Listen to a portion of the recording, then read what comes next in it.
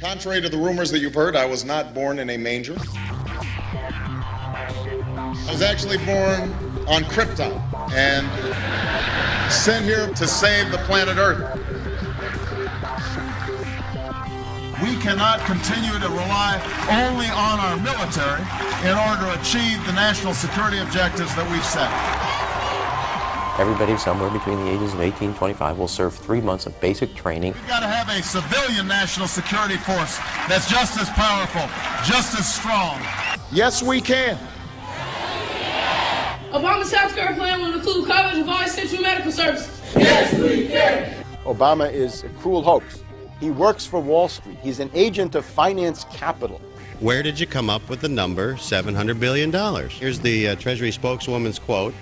It's not based on any particular data point. We just really wanted to come up with a really big number.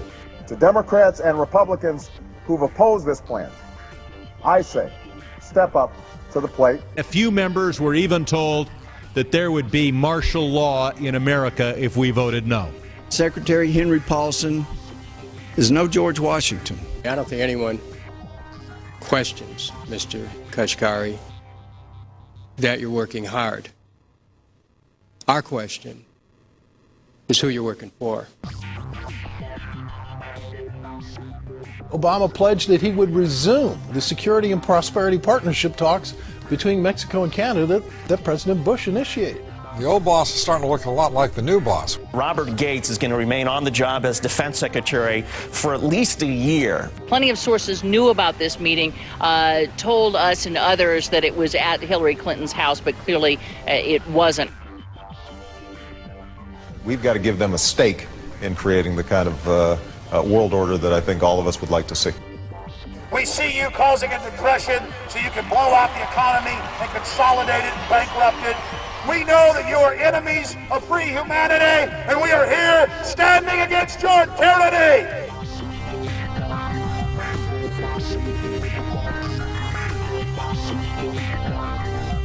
The Obama deception.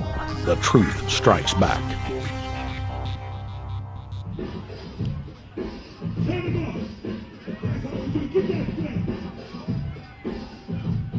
Barack is like the manager of Burger King.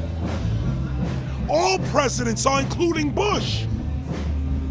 It's like this: when your fries are cold, if your burger is not done right, you go back to Burger King, America, or your government, and you say, my burger's cold, I want new fries. First, you go to the cashier, that's the courts. You argue to the courts. The courts, if you can't get no justice with the cashier, you say, let me see the manager. I want to go to the Supreme Court. I want to see the president. The manager comes out. Hi, what can I do for you? Now the manager can override the decisions of the cashier, but you never get to see the franchise owner of Burger King. If you really have a problem with your burger, you need to go see the franchise owner. We need to go to the top or to the bottom. We need to go to where the real architecture of government is. And it's not in a president. It's in a global scheme. Politics in America today is identical to pro wrestling. And what I mean by that is, in front of the cameras and the public, we all hate each other. I'm going to kick my opponent's butt. I'm going to whale him from here to high water and beat the crap out of him. Yet behind the scenes, we all are friends going out to dinner. Went to dinner together. And it's all a work. All intermarried. Show business. It's showbiz. And that's what you have today in politics. The Democrats and Republicans aren't really opposed to each other. Left and right mean nothing. The only thing that counts is, are you working for Wall Street or you're trying to defend the people against the financiers? It's pretty obvious that there's some gigantic financial institutions that have been pulling the strings of politicians in this country for a long time. And just the fact that we have it set up where they can donate millions of dollars to these guys' funds, these guys' campaigns. I mean, how do we not expect it all to go bad? America in 2009 was desperate for change. The past 8 years had been a disaster. Those weapons of mass destruction got to be somewhere. Maybe under here.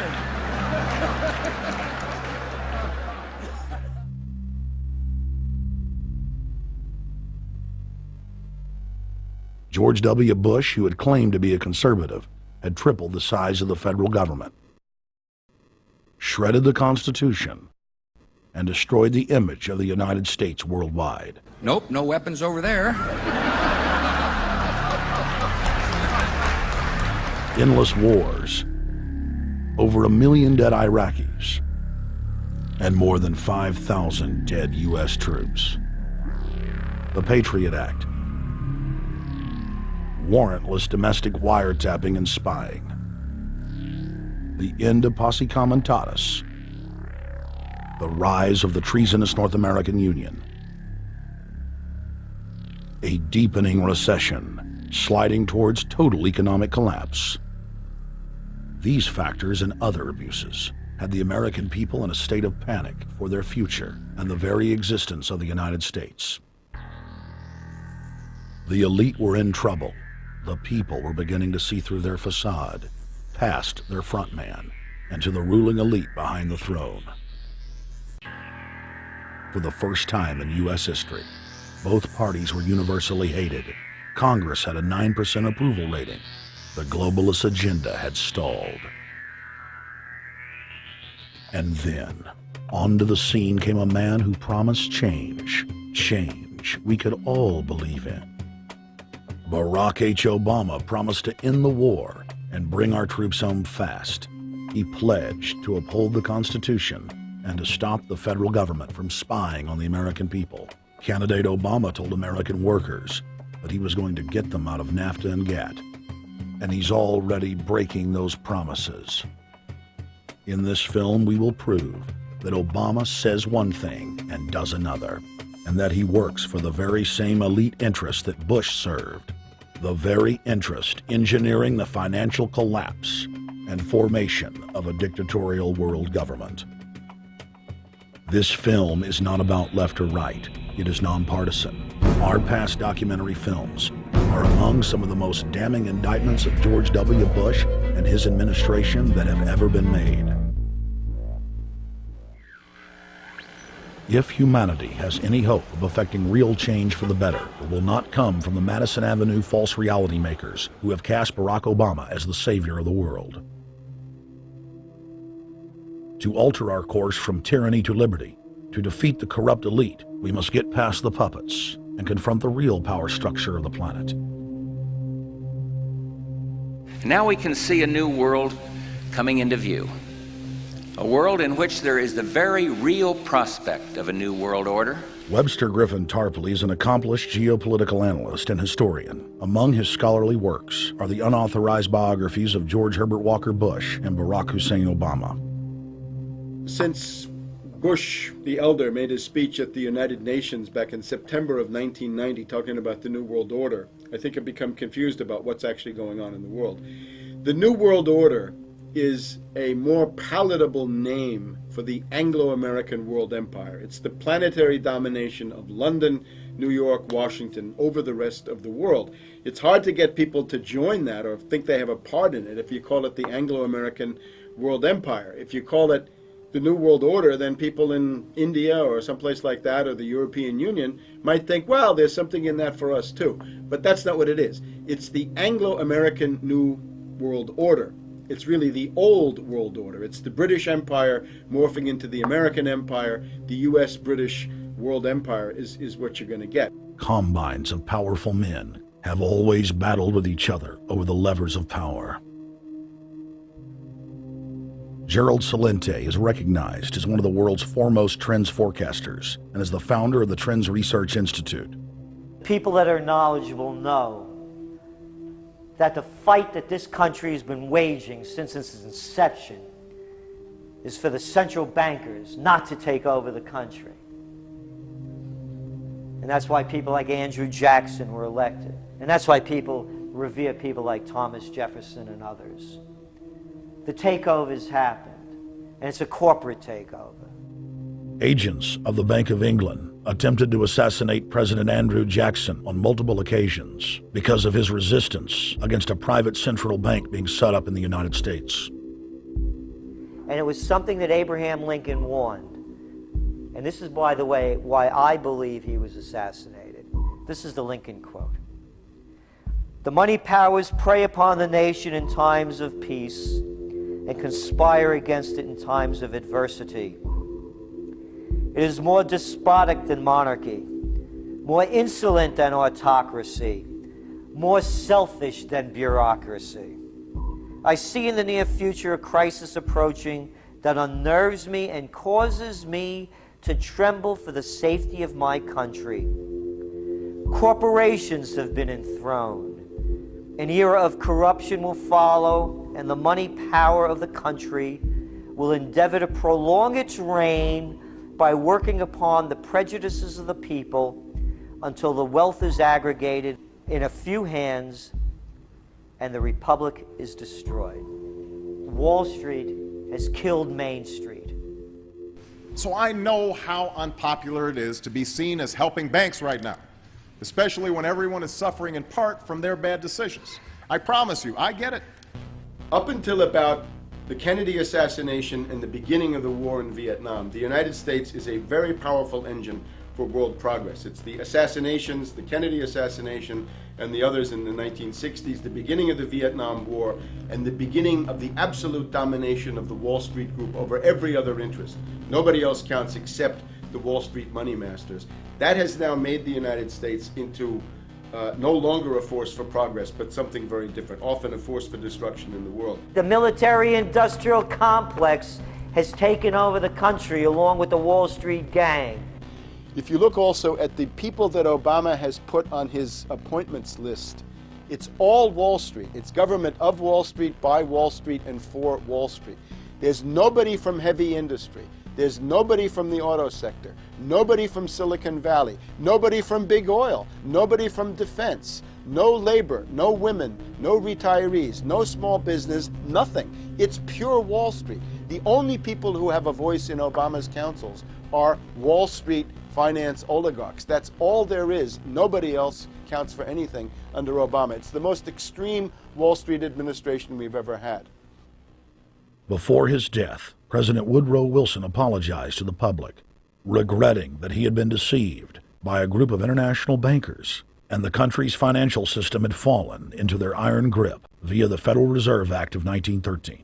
Whether sought or unsought by the military-industrial complex, the potential for the disastrous rise of misplaced power exists and will persist. Dwight D. Eisenhower, he warned the people that the military-industrial complex was taking over the country. Only 3 years after leaving office, President Eisenhower's prophetic warning concerning the threat posed to our system of government by the military-industrial complex came to pass. President John F. Kennedy had enraged the entire elite network. Now, Kennedy was brought in as somebody who was expected to be a puppet. It was thought that his pro-Nazi father, Joseph P. Kennedy, the bootlegger, the speculator, would guarantee that Kennedy would be obedient to the establishment. They thought that Kennedy was a sex maniac who could be manipulated through all of this, but it turned out that through his personal suffering, Kennedy had discovered a personal sense of himself which went beyond just being a puppet, and he began to think about things like economic recovery, world peace, having a space program, making deals with the Soviets, cutting the Federal Reserve down to size, and a whole series of other things. Executive Order number 11110, signed by President Kennedy, began the process of abolishing the private Federal Reserve. Kennedy was also pushing for real civil rights reform and had begun the process of pulling the troops out of Vietnam.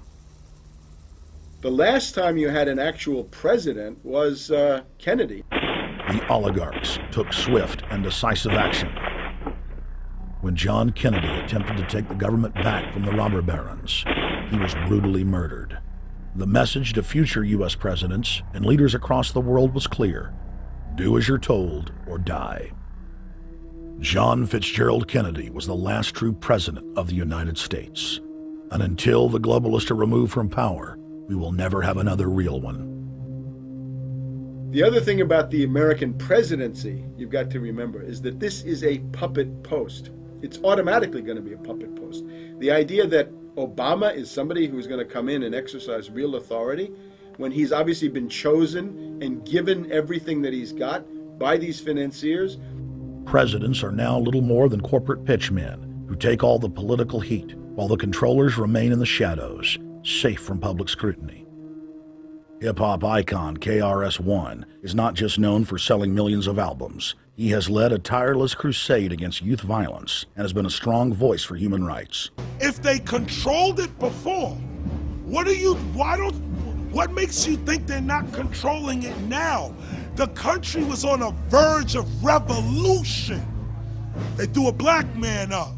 Now we like this. They give him the money, they give him the bundling, they give him vote fraud, they give him the media whores, they give him goons. They even have elected officials making threats to put people in jail if they criticize Obama in public. All of this is the mark of a puppet.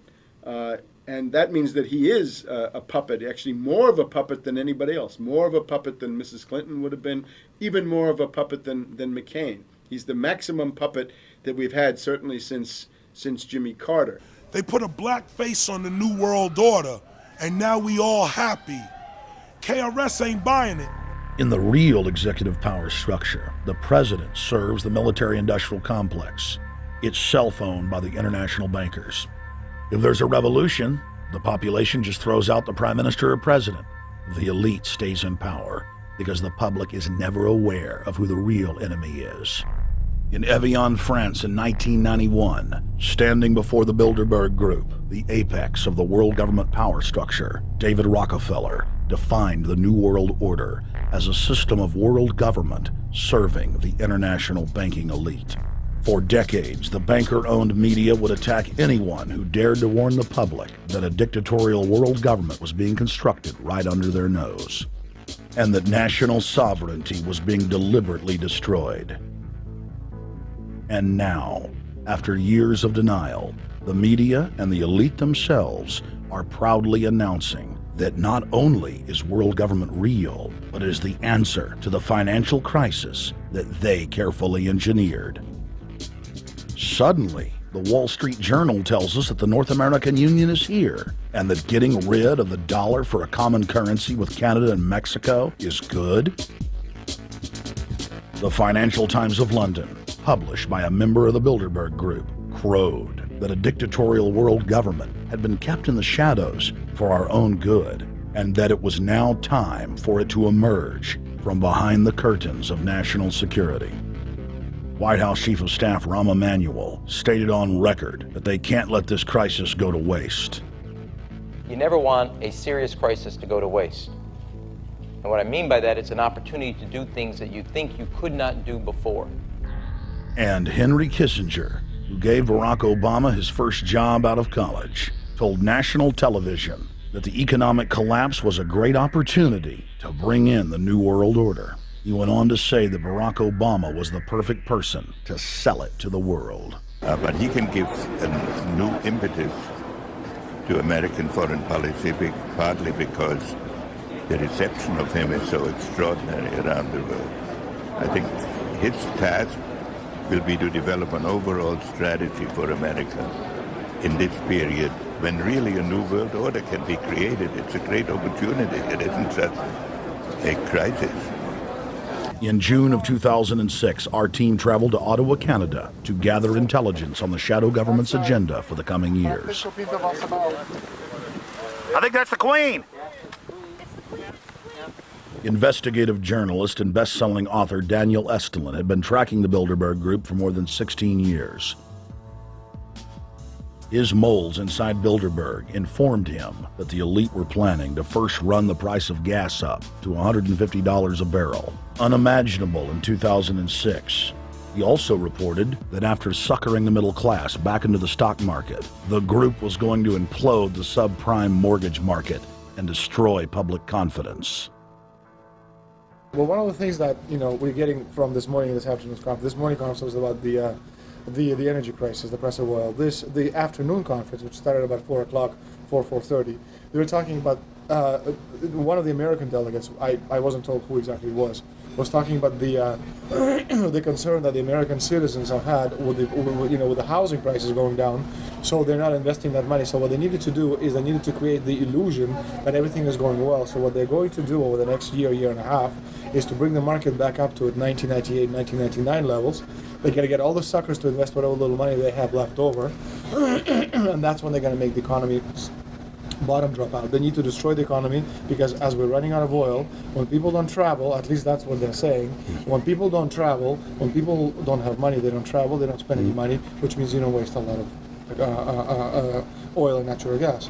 That's the afternoon's So how does this conversation. source, I mean, just ballpark, I mean, so you have this source, is it? Well, actually, there are two people who are members of the Bilderberg Club. It's actual members that are They're members of the Bilderberg Club who, for years and years and years, have been going and participating in all the conversations. They've always been dead on, always. And last year they said the oil prices are going to go up to 150. At the time it was 39, went up to 76, basically doubled. If it doubles again, it's going to be back to where these people They say. attack Iran, it will it are. Year after year, Estelin and other reporters like Jim Tucker are able to report on future events with stunning accuracy, all because they know the agenda of the Bilderberg Group. The Bilderberg Group sits at the top of the world power structure. 125 of the richest and most influential individuals on the globe make up its membership. From Istanbul, Turkey to Chantilly, Virginia, we have tracked the elusive Bilderberg Group. Bilderberg always insist on a media blackout. By June of 2008, we had already figured out that Barack Obama was the elite's puppet of choice. The national media claimed that during the weekend the Bilderberg Group was scheduled to meet, that Obama had speaking engagements set for Chicago and the Midwest. We knew better. In a classic bait and switch, the Obama campaign told the press corps to get on Obama's campaign plane, and that Obama would join them on the flight to Chicago. Campaign staff then slammed the door shut. The fawning press had been shanghaied as Obama's campaign aircraft lifted off without Obama. Robert, why were we not told about this meeting and that the senator wouldn't be on our flight until the doors were shut and we were about to taxi to take off? Again, we had a desire, Senator Obama had a desire to do some meetings. Others had a desire to meet with him tonight in a private way, and that's what we're doing. And we set up these meetings. They're being done tonight. Again, Is there more than one meeting? Is there more than one person with whom I'm not going to get into all the details of the meetings. I don't know that I've got a ton more different answers for all of your questions. Obama wasn't going to Chicago. He had a meeting to attend, a secret meeting. Initially, it was believed that the secret meeting took place at Clinton's Washington, D.C. home. Obama's spokesman denied that, but won't confirm where the former rivals met. He also declined to comment on their topics of discussion. For a day and a half, the mainstream media engaged in a wild goose chase, trying to find out where Hillary and Obama had gone. 3 cover stories later, the corporate press had to admit they had no idea where the 2 candidates had gone. And to this day, Clinton and Obama aren't talking. Plenty of sources knew about this meeting, told us and others that it was at Hillary Clinton's house, but clearly it wasn't. In 2008, the trail led us to the Westfields Marriott Hotel, right outside Washington, D.C. We just flew into Washington, D.C. We're driving to the Westfields Marriott. Tomorrow, the hotel's closed throughout the week into the weekend for the Bilderberg Group meeting. We're going to check in the night before. They're going to kick us out tomorrow. So we're going directly into the belly of the beast. The hotel will be filled with at least 5 spy agencies: CIA, Defense Intelligence, Mossad, European Union Security. We checked into the Westfields Marriott 48 hours before hotel guests were scheduled to be thrown out ahead of the annual meeting. The building was nestled in the heart of the military-industrial complex, with the National Reconnaissance Office and Raytheon just a stone's throw away.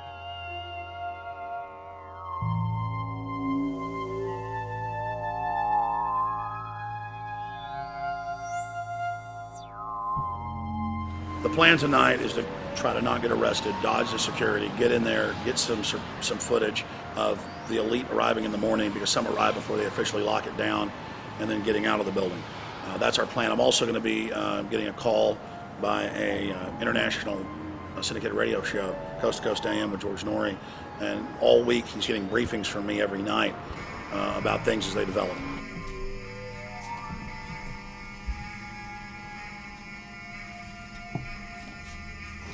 George, we're sitting here in the room. As the phone rings with your producer, Tom Danheiser, to put me on, the fire alarm goes off. So everybody is exiting the building. I know this is a setup. They timed it exactly when this happened. Open the door. I want them to hear the fire alarm. Open the door. I want people to hear this live to the 16 million people listening.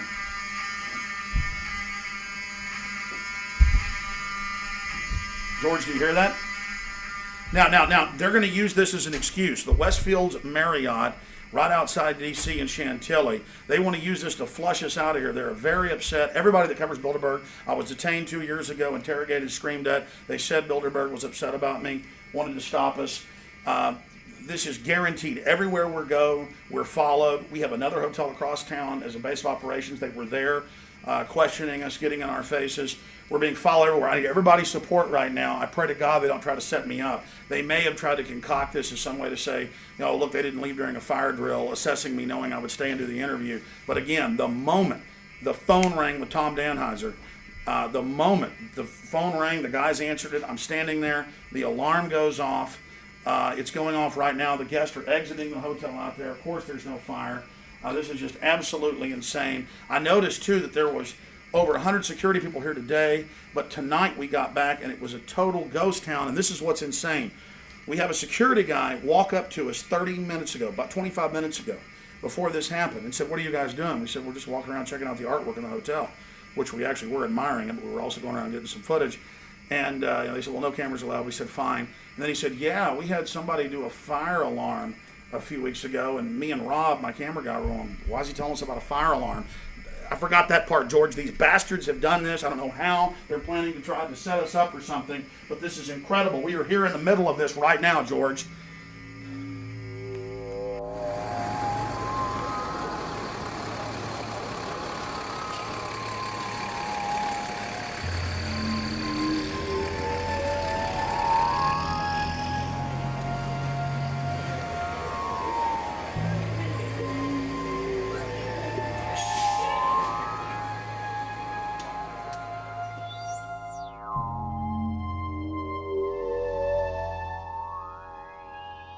Hey, stay there. Keep it locked.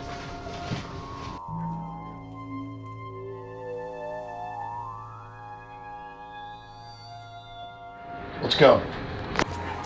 Let's get out of here now, Richard. Don't screw around anymore. We got out of here on exactly the right time. Is this the way out? Yeah.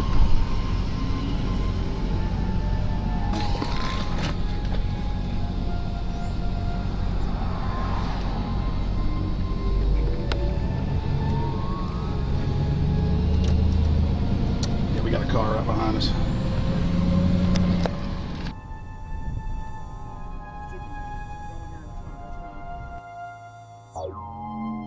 We made about, 5 turns, and 6 turns, the same car's following us. Now looks like he's following us into a... He came out of Bilderberg, he came out of the Westfield. He's being a little bit subtle, but... Not too. So there he is. That's him over there in the blue green, car. yeah.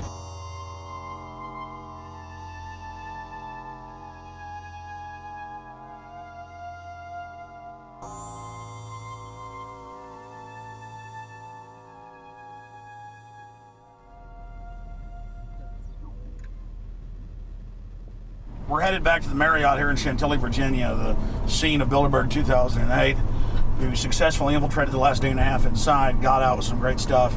We've been tailed, and now we're going back to cover the dignitaries, the elitists, as they arrive. And right now is the prime time for them to start arriving for the next 3-4 hours. We took about a 30-minute break. I'm sure we missed a few, but it doesn't matter. So we've got scores of people that just organically are listeners, info warriors that are out here taking action.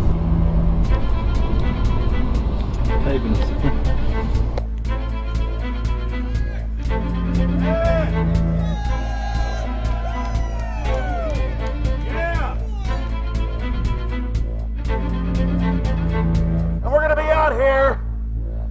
next 3 days, while you try to chart the future of our destiny, we're taking our destiny back. You're not our gods or our masters. We witnessed at least 7 convoys of armed Secret Service entering the Westfield's Marriott, and internal sources confirmed that both candidates did attend at least one meeting inside the conference.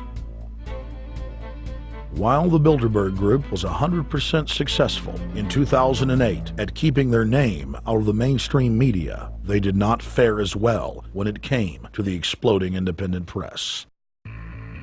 During the entire 2-day event, anti-New World Order protesters and alternative media encircled the hotel. You are being exposed everywhere! From David Rockefeller, from John Edwards, from Bill Clinton. Your game of secrecy is over! You're gonna pay! Get it! It's up close! You piece of filth! You piece of trash! This is Bernanke, man! Bernanke, you're going down!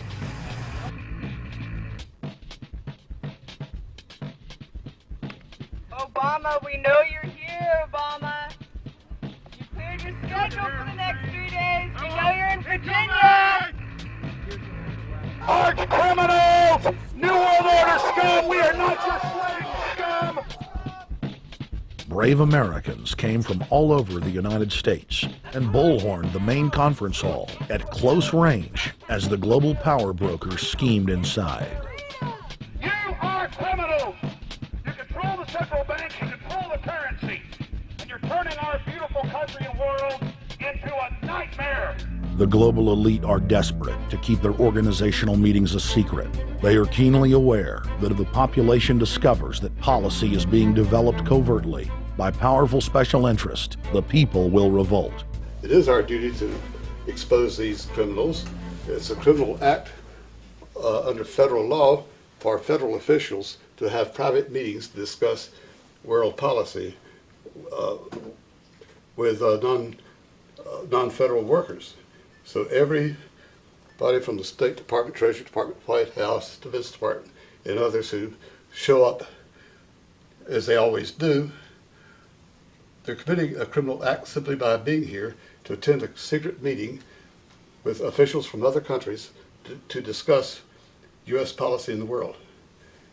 So literally it's a criminal act. And every newspaper, every broadcaster has a patriotic duty to expose these scum and the evil they project. The election primaries served as a great diversion, while the true future course of the nation was being set behind closed doors. You've got, obviously, the Bilderberger Group, founded by the former Nazi Prince Bernhard of Holland. You've got the Trilateral Commission, founded by David Rockefeller's Zbigniew Brzezinski. They're the ones who ran the Carter administration. Everybody in the Carter administration, from Carter and Mondale and Volcker and Brzezinski, were all members of the Trilateral Commission. Founding member of rap sensation Public Enemy, Professor Griff, gave us his view of the Obama phenomenon. Barack Obama's been given a pass by the Blue Bloods. He's been given the okay by certain secret societies for them to let him in. I truly believe imperialism and fascism needs a facelift. And that facelift is gonna have to be black. And the reason why I believe that, simply because I think they're trying to go into Africa. Well, they're already in Africa, but they want to totally control all the natural minerals that they're going to need to carry themselves into the 21st, 22nd, and 23rd centuries. You follow me? So I think they have to go through a phase of galvanizing the masses of dark-skinned people that truly believe that change needs to come, but the change that they're talking about is not necessarily change for the better as far as the masses of the people. It's probably a better change for them. It's not going to change for us, the little man on the totem pole. And no one looks at the agenda. As long as he positions himself right, have the right tie on, have the right smile, repeats the slogans over and over and drives it home, the average American is just going to swallow it hook, line, and sinker. And we don't even know what the agenda is.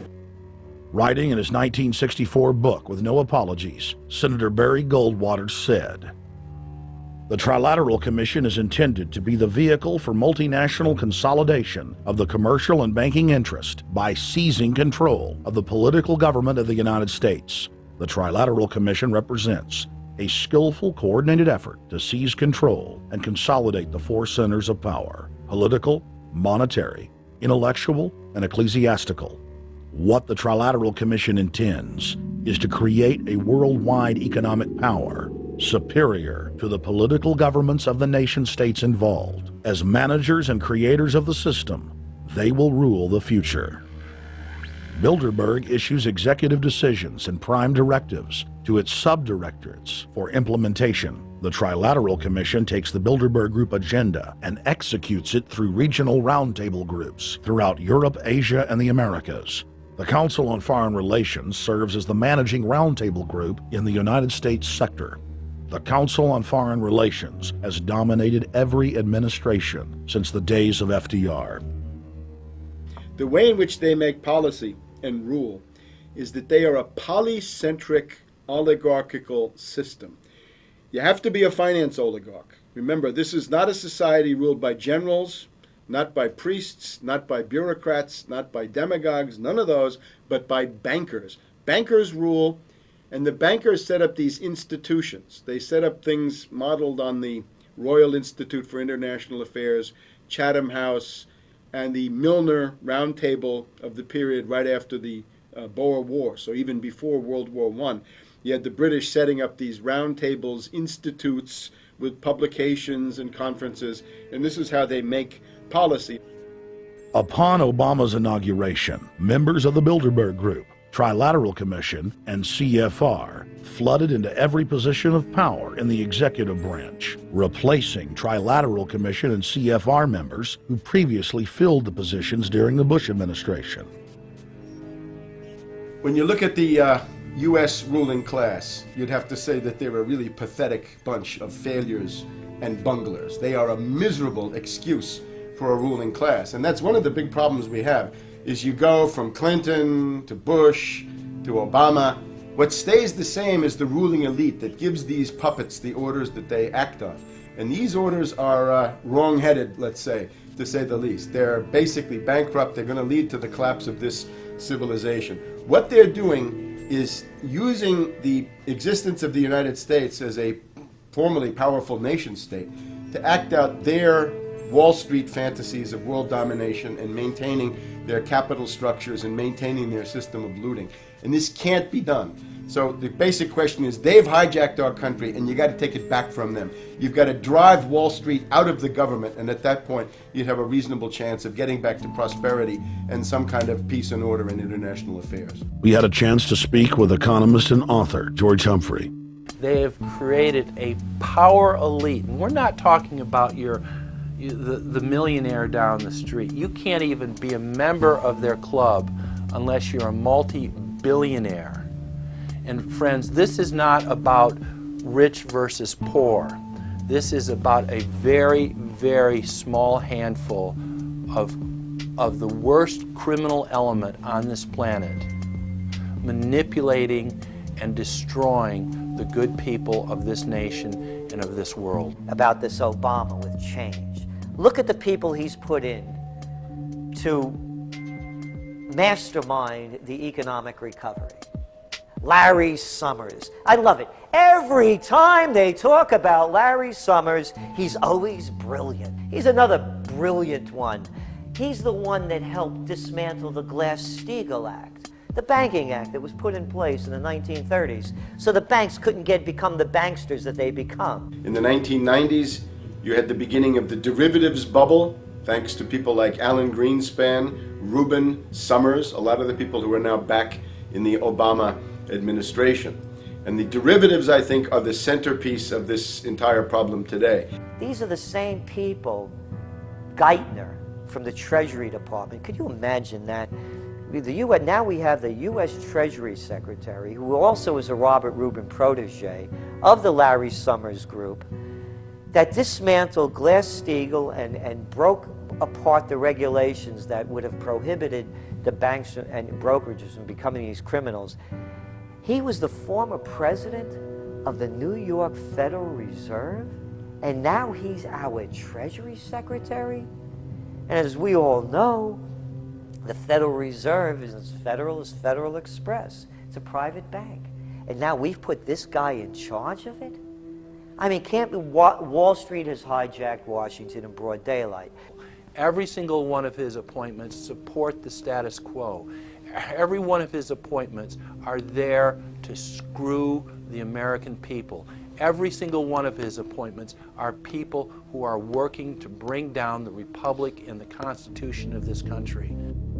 Secretary of the Treasury, Timothy Geithner, Bilderberg Group and Trilateral Commission member. Secretary of State, Hillary Clinton, is a Bilderberg and CFR member. She is also married to Trilateral Commission member William Jefferson Clinton. Ambassador to the United Nations, Susan Rice, Trilateral Commission. National Security Advisor General James L. Jones, Bilderberg, Trilateral Commission, and CFR. Deputy National Security Advisor Thomas Donilon, Trilateral Commission, CFR. Special State Department Envoy Henry Kissinger, Bilderberg Group, Trilateral Commission, and CFR. Chairman, Economic Recovery Committee, Paul Volcker, Bilderberg Group, Trilateral Commission, Council on Foreign Relations. The Director of National Intelligence, Admiral Dennis C. Blair, Bilderberg Group, Trilateral Commission, CFR. Secretary of Defense Robert Gates, Bilderberg Group, Trilateral Commission, CFR. Deputy Secretary of State James Steinberg, Bilderberg Group, Trilateral Commission, CFR. State Department Special Envoy Richard Haas, Bilderberg Group, Trilateral Commission, and President of the CFR. Obama Presidential Advisor Alan Greenspan, Bilderberg Group, Trilateral Commission, CFR. State Department Special Envoy Richard C. Holbrooke, Bilderberg, Trilateral, CFR. And the list goes on and on. Even if Barack Obama were the most wonderful person in the world, he was groomed and brought to power by the global elite to carry out their agenda. Humanity must look past Obama and realize that presidents come and go, but the shadow government and their program of global enslavement continues. How could people be so stupid and gullible to believe a bunch of political people? So people who voted for Obama were trying to express, I think, first of all, something worthwhile. The hatred for Bush, Cheney, the neocons, the desire to punish the Republicans for their adventures, their police state, and their economic depression. The second question was on the economy. People felt that Bush was selling them down the river into a world depression. He is, of course, the new Herbert Hoover in that regard, so they were trying to get something different from that. The tragedy, of course, is, and this is really why Obama was groomed and prepared over a period of almost 30 years now, that Obama is there to frustrate and to deceive all of those hopes. Obama is a cruel hoax. He's a bogus sham. He's an absolute denial of everything that you'd expect from an American president. It is very disturbing to see well-meaning people falling for high-tech propaganda over and over again. It happened after 9/11.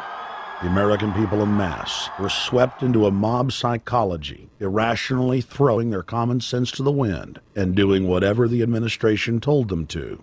The general public eventually caught on to the fact that George W. Bush was a deceitful thug and that the economy was in freefall. In the midst of it all, Barack Obama was there, speaking out against the abuse of the people at the hands of the establishment. With the election of Barack Obama, the world rejoiced that the United States was no longer in the hands of madmen. But unfortunately for humanity, this was another vicious fraud. I want to like the guy. He speaks gently, he's intelligent, he seems to be a man of peace. He is just as charismatic as they come. But you know what? Is that a tree is really, really measured by the quality of its fruit. And when you kind of put away all the flowery words, when you put away all the rhetoric, when you put away all the rock and roll music, What he does is what's important for the people of this country, starting with the truth. Obama is notoriously a liar. He promised that he would get out of Iraq, I think within 16 months at some point. We had Samantha Power telling the Scotsman that he wouldn't be bound by those promises, and sure enough, he's now not going to be bound by those promises. Obama pledged in hundreds of speeches and interviews that within 6 months of being elected, he was going to bring our troops home from Iraq. But after he was inaugurated, the story changed. Now he said that they would look at bringing some of the troops home in 16 months. 2 weeks later, his story had changed again. Now the administration would look at bringing the troops home in 23 months. Well, Obama's already fudging. He's fudged since day one in this election, where he first said we're getting out. Well, now it's a timetable, and now it's da-da-da, because they're getting to him. They're understanding that, and he ain't going to be able to get him out because people more powerful than him got us in. When he first ran, remember, he was going to take the troops out. I get in there, troops come home. Day one. There is no military solution in Iraq, and there never was. I will begin to remove our troops from Iraq immediately. And then that went to 16 months.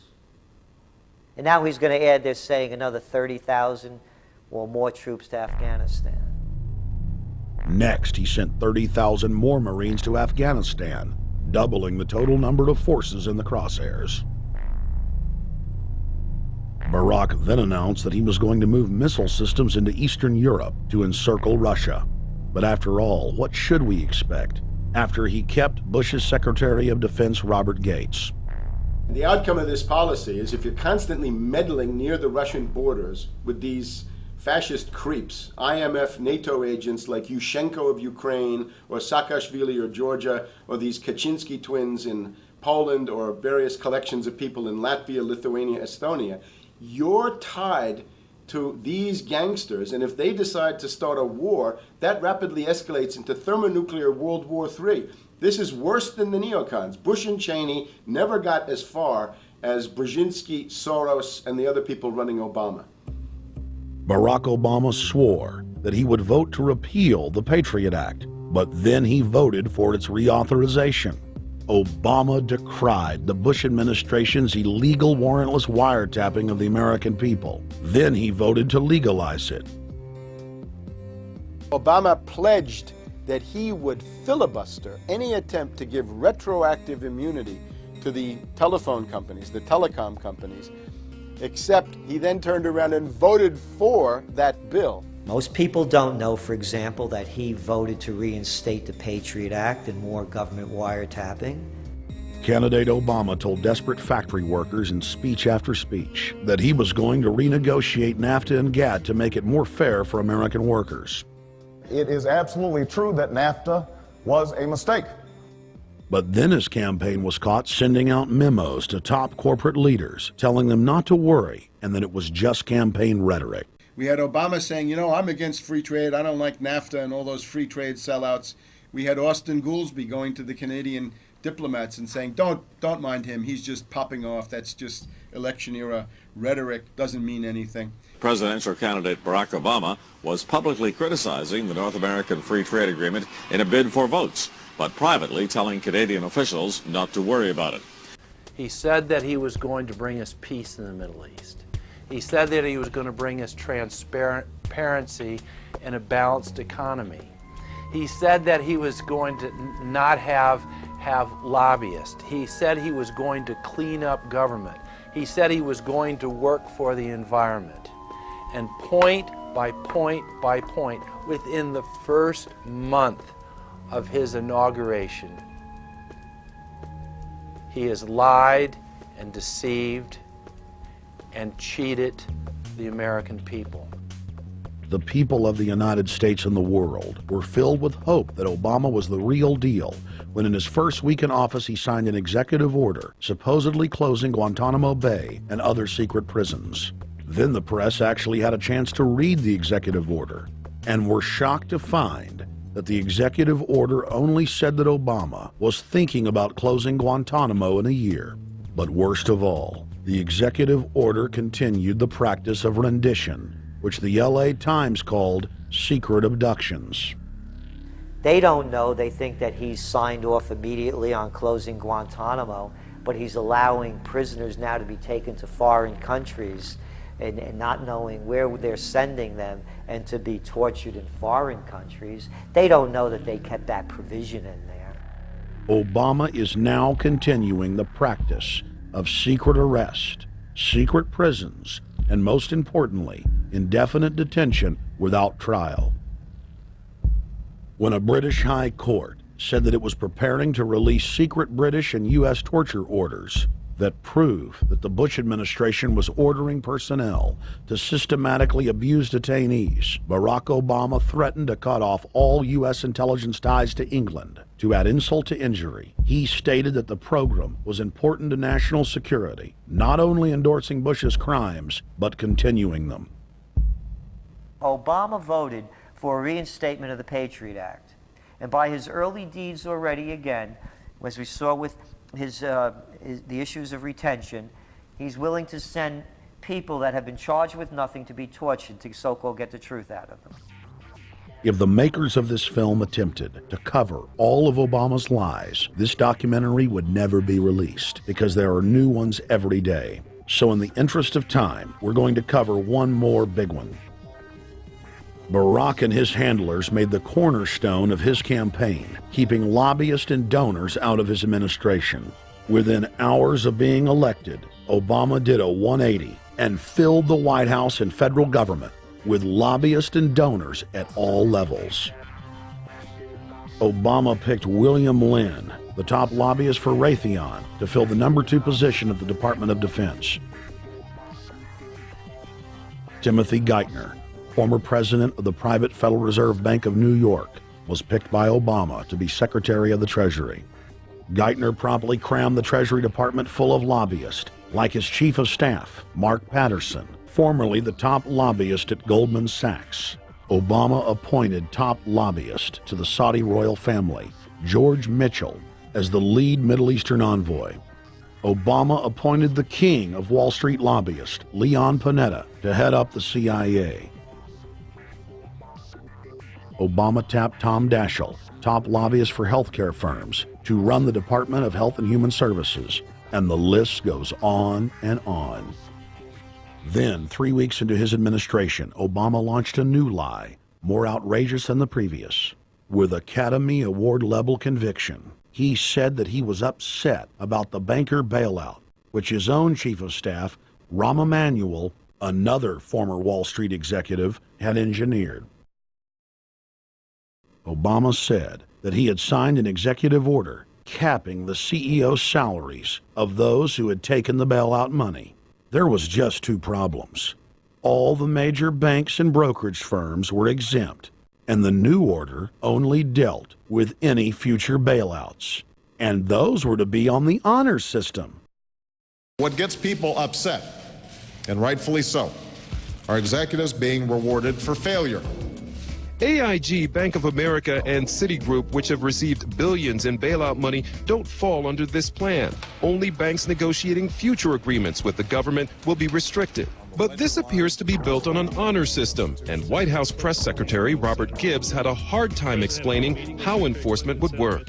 Well, let me get, I will get clarification from Treasury on that. Generally speaking, this is already the biggest liar and the biggest disappointment that we've seen in recent history. And again, qualitatively beyond the rather low standards set by Bush the Elder and Clinton in terms of delivering on promises.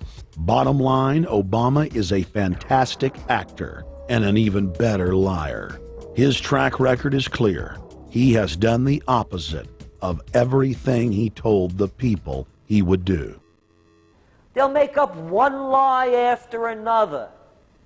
And if you believe these people, knock yourself out. I don't believe a word they say. Within 1 month of the passage of the first banker bailout bill, the press reported that over $5 trillion had just disappeared out of the U.S. Treasury. By December, the amount of money that had been stolen had reached $8.5 trillion. The leadership of both political parties circled the wagons and would not discuss where the money had gone. Enough, man! In the Fed! In the Fed! In the Fed! Informed Americans protested the private Federal Reserve System at all 38 of their regional governorship offices. Arrest Bernanke and Paulson! Arrest all the criminals that stole the banker bailout money! It was refreshing to see people standing up against the real power structure, not being distracted by the elite's frontmen like George W. Bush and Barack Obama. We traveled to Dallas, Texas to cover We the People taking on the real enemy. Hey, I want to talk to the workers up there on the parapet. The ones smoking cigarettes that just jumped back. You're with the American people, we know that. But understand, ask the workers inside. You're not in a federal government building. You're in a private Federal Reserve that uses that name as a fraud. That'd be like if my first name was Federal Reserve Jones. I'm still not the federal government. I'm not a federal agency. But if I said my name was Federal Reserve, I could go out and pay off politicians and get them to allow me to get into power so I could issue the currency and credit, and then I could buy up the world. That's what these criminals have done. A lot of people think that the Federal Reserve is already part of the government. They're not. It's controlled by cliques of unelected, unaccountable bankers meeting in secret. Most of these people have never even been through the formality of a Senate hearing or a Senate confirmation. They claim that they're part of the U.S. government. They masquerade as if they were part of the U.S. government. But in reality, this is a purely private operation. Jackals, hyenas, raptors, all of them loyal, not to the American people, but to the Wall Street banks, which is where most of them come from. Everyone is pointing to Barack right now, President Obama, as saying, you got to get the economy together. You got to get the economy together. When in fact, the president has very little to do with the economy. It's the Federal Reserve chairman that at least sets the policy. That's a privately owned company, the Federal Reserve Bank. They set the agenda. These guys are masquerading as a federal institution. They are a private banking consortium, and this is their front, their holding company. The Federal Reserve is not federal. It's a front for a private banking cartel. That's on record in congressional testimony, and they're the ones orchestrating the economic collapse we're seeing right now, so that's why we're here. While at the End the Fed rally outside the Federal Reserve Bank in Dallas, Texas, we spoke with Ron Paul's brother, Wayne Paul. 1913, the Federal Reserve Act was passed, floor of the House, where 3 members of Congress were on the floor. At that time, they only needed a majority of votes to pass it. So in 1913, the Federal Reserve Act was passed. 20 years later, 1933, under Roosevelt, the United States was declared bankrupt. And in 1933, the Federal Reserve private bank says, okay, USA, what are you going to pledge as collateral on the debt you owe me? What happened by 1936? Does anybody know? We instituted Social Security system, and you and I and our children and our children's children were pledged as collateral on the debt of our government to the Federal Reserve. And that's where we're at today. It took 20 years to make this country bankrupt, and since then, our government has operated under emergency powers of our government. It is not the president that makes the decision in this country. It's the Secretary of Treasury who turns around and is put in there by the Federal Reserve to manage the bankruptcy. We've been in bankruptcy ever since. So to print $700 billion and to give it away, how do they get away with it? The manager of the bankruptcy is told by the Federal Reserve this is the way to go. That's where we're at today. Yes, we should point out, Congressman Ron Paul now has a huge amount of sponsors for a bill in the House of Representatives to abolish the private Federal Reserve crime syndicate. In 1913, the money power of the country was taken away from the people. By constitutional privilege, it belongs with the Congress, but it was given up in the Federal Reserve Act. The Federal Reserve is no more federal than Federal Express, but yet it has the power to determine the direction of use of money in our economy. If we could take that power back and put the Federal Reserve under Treasury, we start to be in a position of being able to control monetary policy on behalf of the United States people. The Federal Reserve is totally private, and Alan Greenspan 2 weeks ago on PBS on Lair NewsHour said on record that they are above the law, the Congress, the President, everyone. No court can do anything. We run America. What is the proper relationship, what should be the proper relationship between a chairman of the Fed and a president of the United States? Well, first of all, the Federal Reserve is an independent agency, and that means basically that there is no other agency of government which can overrule actions that we take.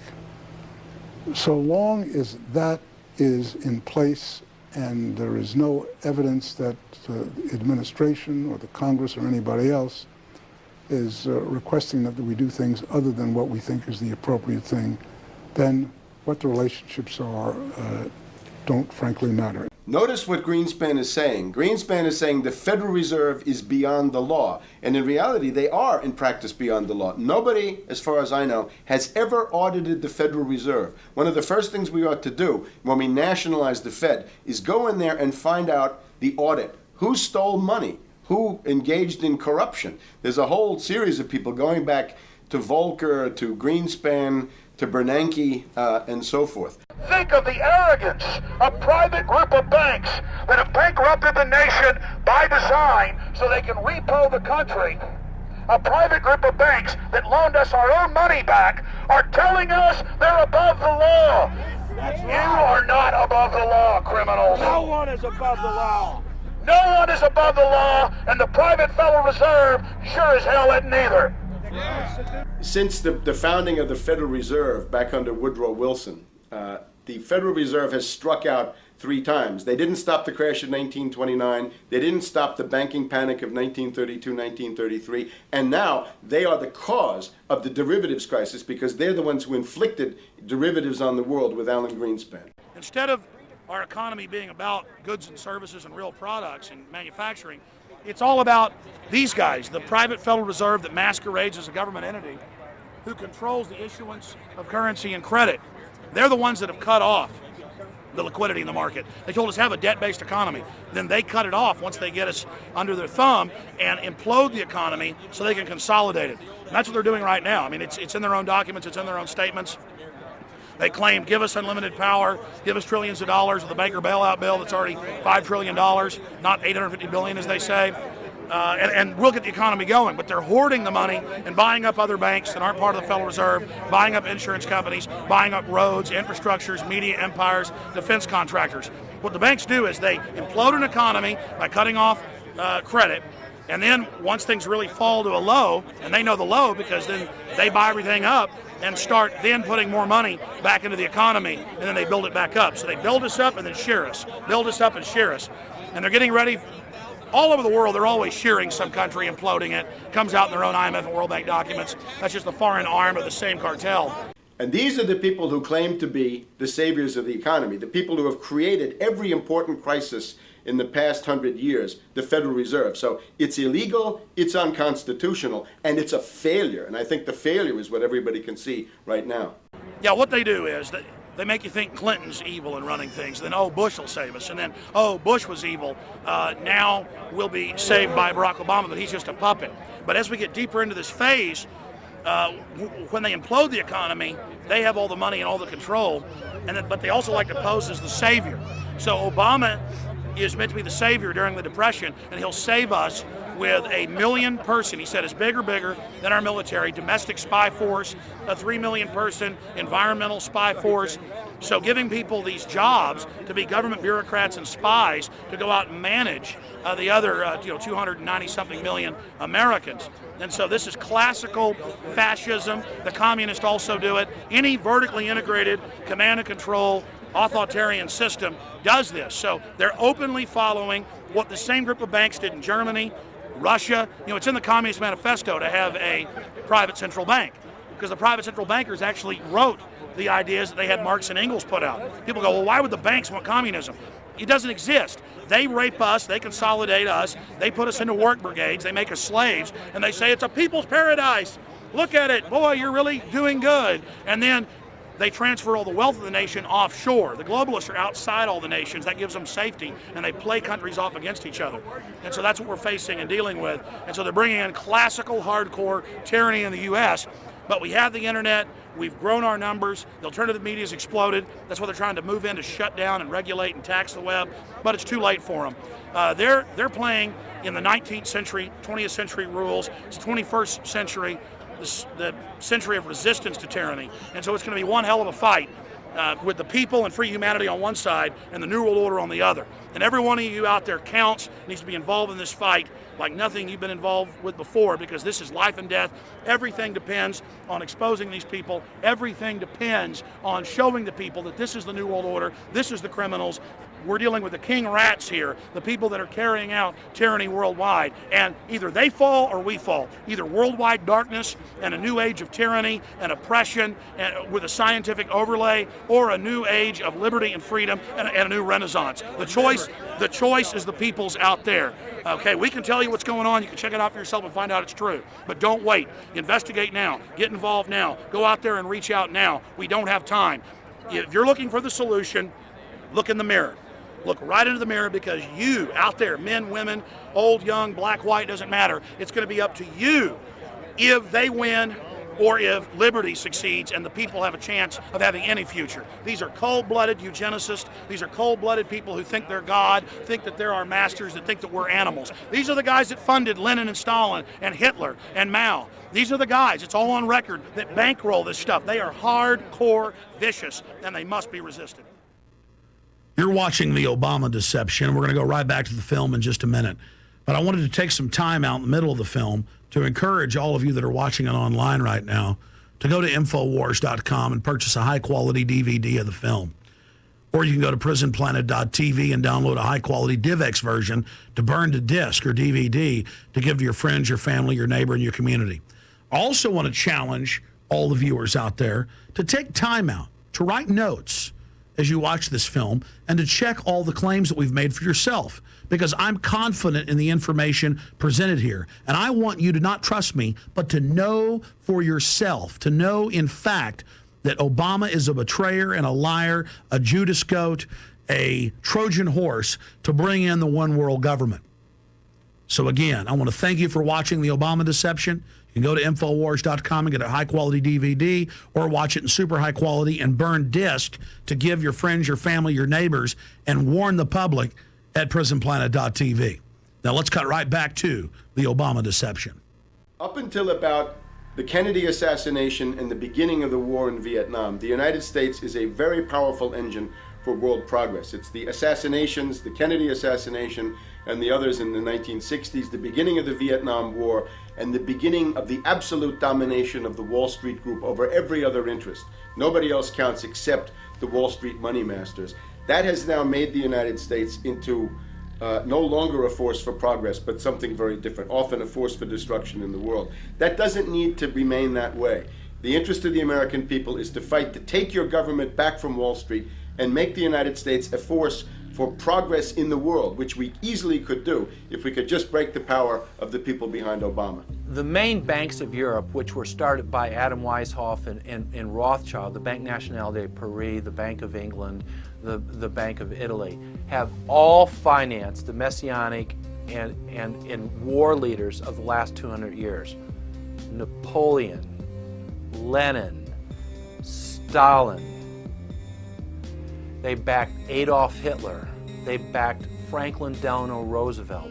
And they are backing right now Barack Obama. The banking cartel had established a beachhead in 1913 through the Federal Reserve Act. In 1947, they set up a parallel shadow government through the National Security Act. From 47 on, the national security state began the long process of absorbing federal and state bureaucracies, while at the same time undermining the constitutional power of Congress and dominating the executive branch. By controlling the issuance of currency and credit, the private Federal Reserve was able to buy up most of the Fortune 500.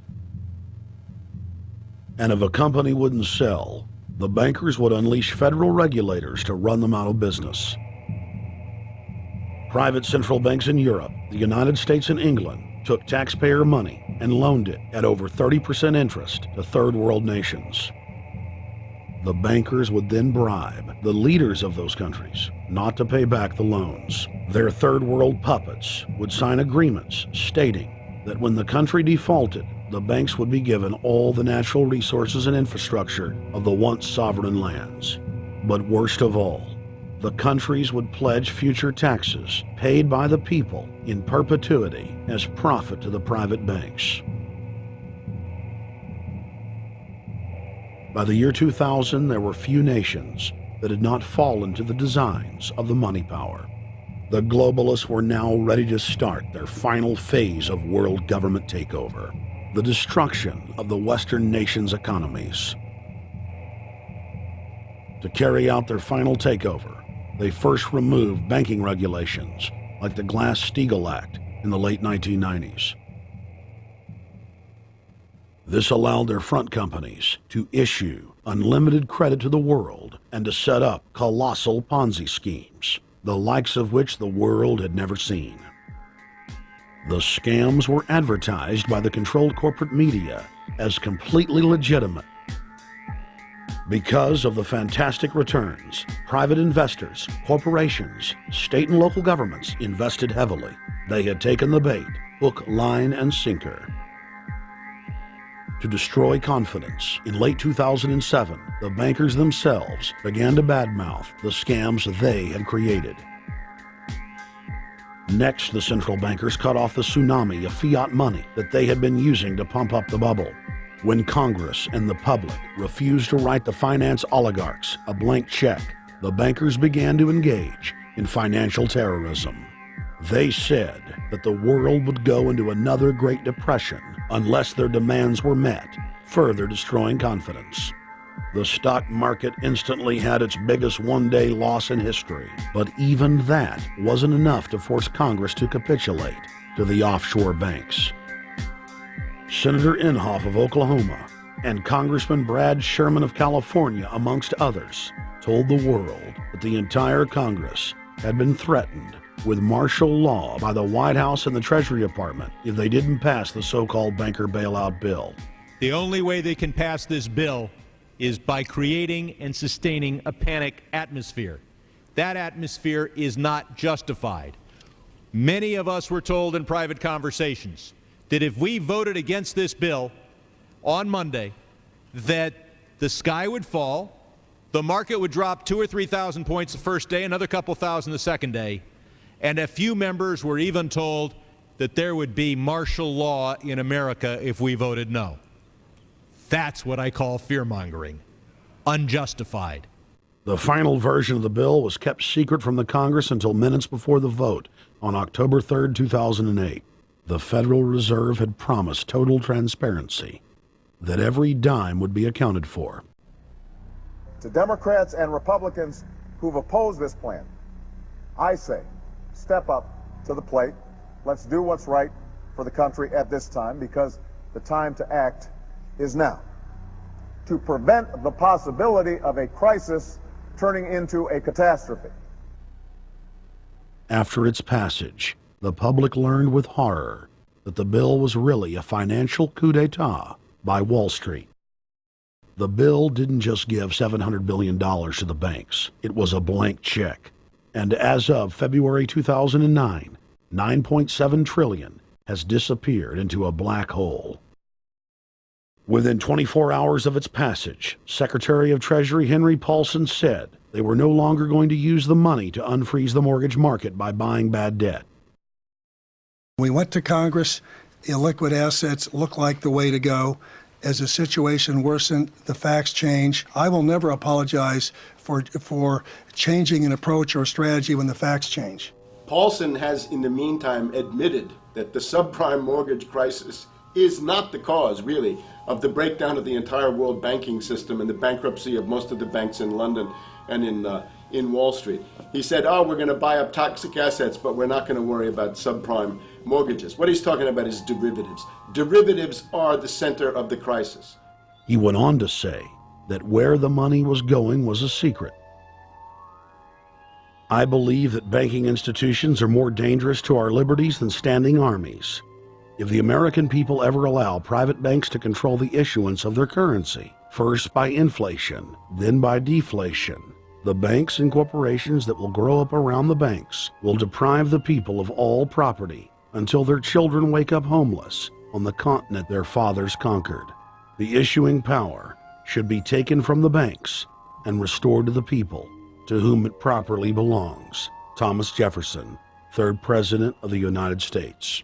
Secretary Paulson came in with the Vice President and Fed Chairman Bernanke and made all these assurances that there was absolutely a critical, immediate need to get rid of the corrosive derivative products, all the different names for this, ubiquitous, sub-S retraded credit default swap, blah, blah, blah, blah.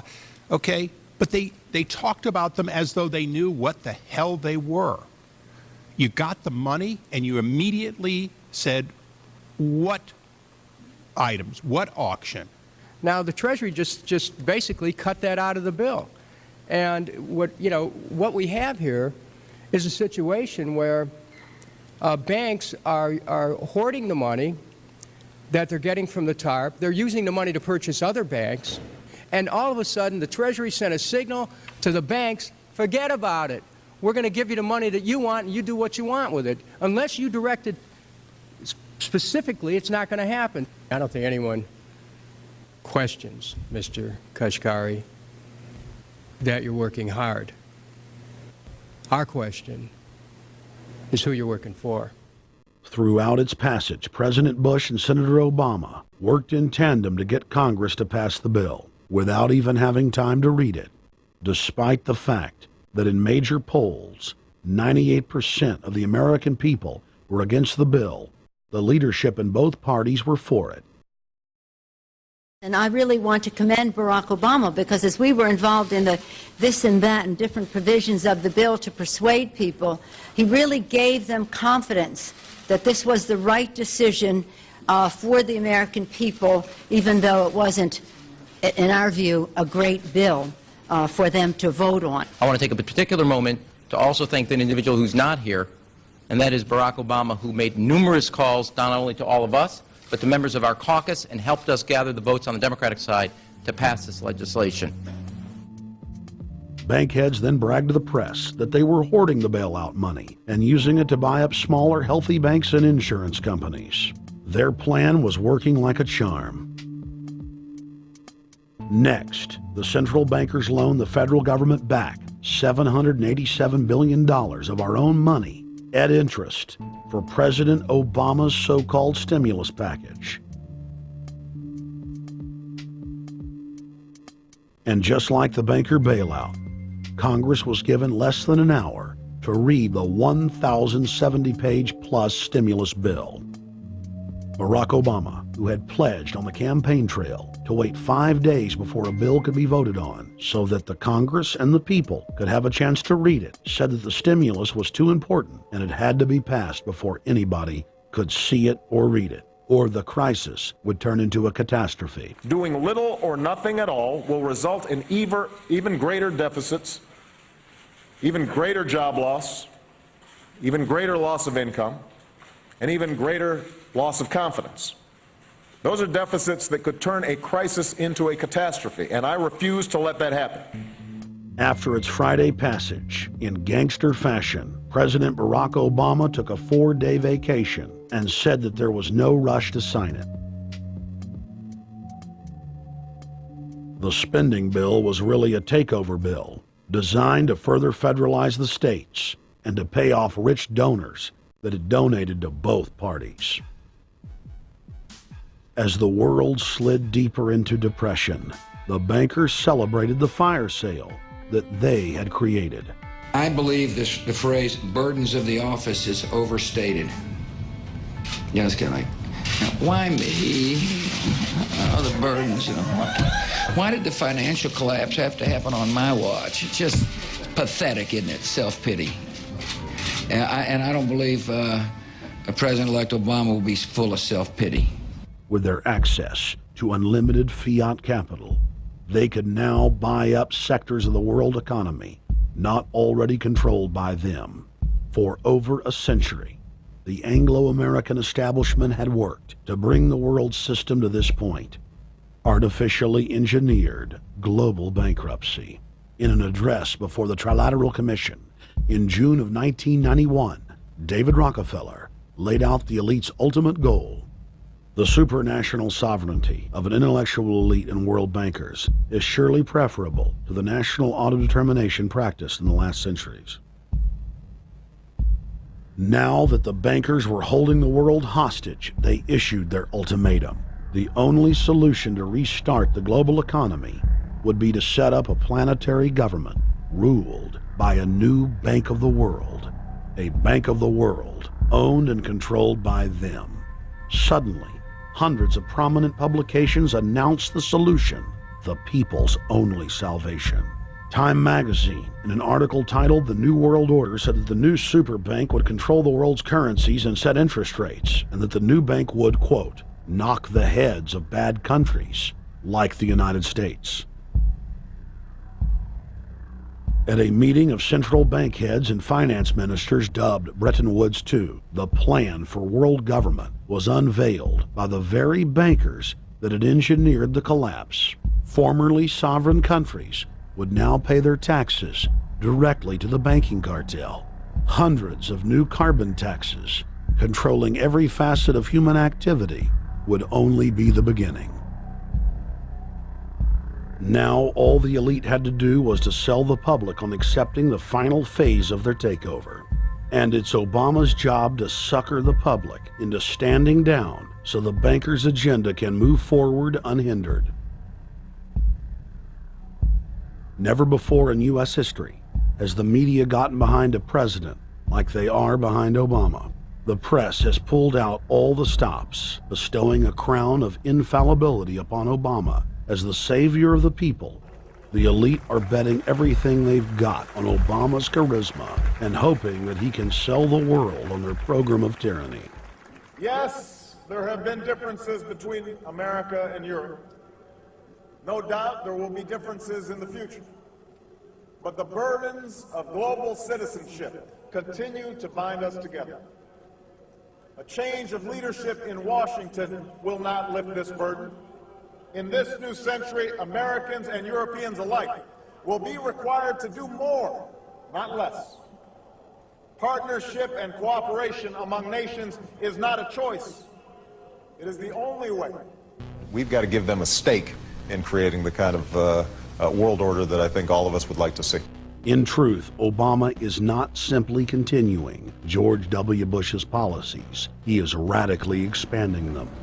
I thank President Bush for his service to our nation. This film has documented the painful fact that Barack Obama's agenda is the complete opposite of what he has claimed it to be. Now we will reveal what Barack Obama and his controllers' true agenda is. Number 1. Bring the United States under the complete regulatory control of a private offshore superbank known as the Bank of the World. More than 100 new taxes are now being developed under the umbrella of curbing greenhouse gases. The new taxes will be paid directly to the private bank consortium.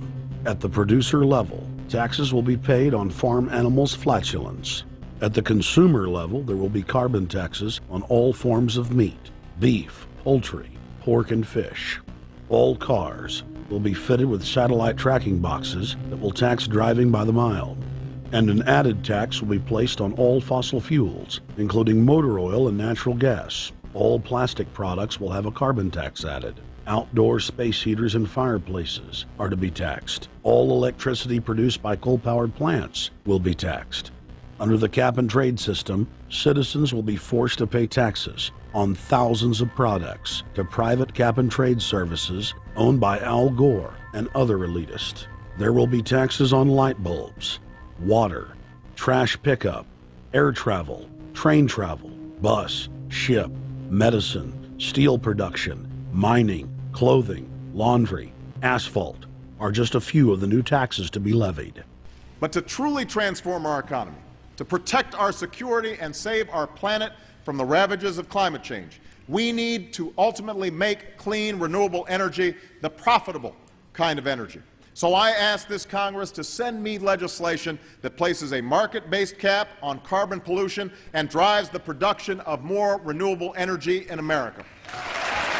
That's what we need. The notion of anthropogenic global warming is a fraud. In other words, the idea that the planet is getting warmer and that human activity is somehow responsible is a pseudo-scientific fraud. It's a big lie. It's a monstrosity. Remember the Nazis, they had race science, race hygiene. They said Aryan blood is different from any other kind of blood. This was, of course, idiocy, a fantastic piece of nonsense. Today, we got something similar.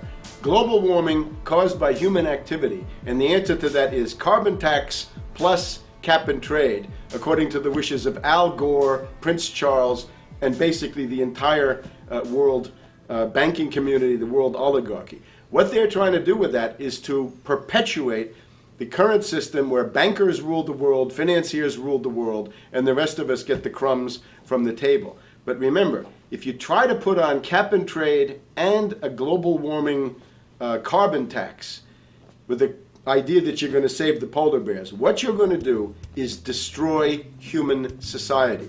You're going to cause genocide on a massive scale. The deaths will be measured in the hundreds of millions and indeed in the billions.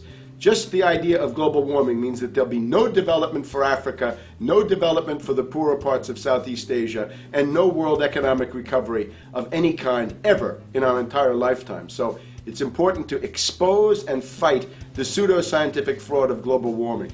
One more point about this. You don't need a climatologist to know that this stuff is a fraud. I'm a historian. I can tell you, in the last 1,000 years, we had a period of very warm temperatures called the medieval warm period, where all kinds of grapes and semi-tropical stuff was growing very far into the northern hemisphere. That was about 1100, 1200. It happened to correspond with an all-time maximum of sunspots. Right now, we can say that we're going into another maximum period where there'll be some warming, but we're well within the limits of the medieval warm period. About 1600 to 1650, there was an ice age in northern Europe. The North Sea was filled with ice. The German and Dutch ports and the English ports were filled with ice. That corresponds to an all-time minimum of sunspot activity, the Spörer minimum and the Maunder minimum. So this has largely got to do with solar activity. We can see that other planets, not just the Earth, are warming slightly as a result of increased solar activity. But we're well within the minimum. So what the oligarchs claim to be an open and shut scientific case is a piece of pseudo-scientific nonsense, and it should be rejected. Number 2, the social engineers are fully aware that the Obama craze will wear off quickly. So they are racing to put in place the most oppressive police state control grid in human history. 20,000 battle-hardened regular Army troops are now being deployed to patrol the streets of the United States. FEMA is now building giant camps in every region of the country, and the Congress has introduced bills like the National Emergency Centers Act, H.R. 645, which merges local governments and the police under federal control. And as we all know that have watched these things, they're ready for the riots.